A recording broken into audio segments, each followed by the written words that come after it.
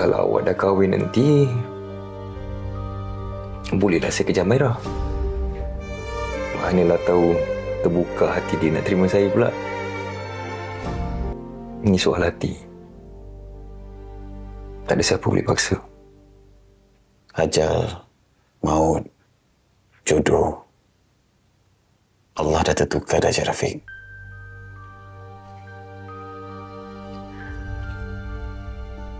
Maira kata awak nak kahwin dengan doktor. Saya tumpang gembira, Budin. Kalau awak dah kahwin nanti, bolehlah saya kejar Maira. Manalah tahu terbuka hati dia nak terima saya pula.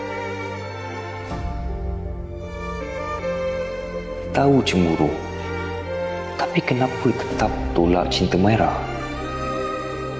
Kesian Maira sampai pergi bawa diri. Moga Maira buka hati semula pada aku. Suka!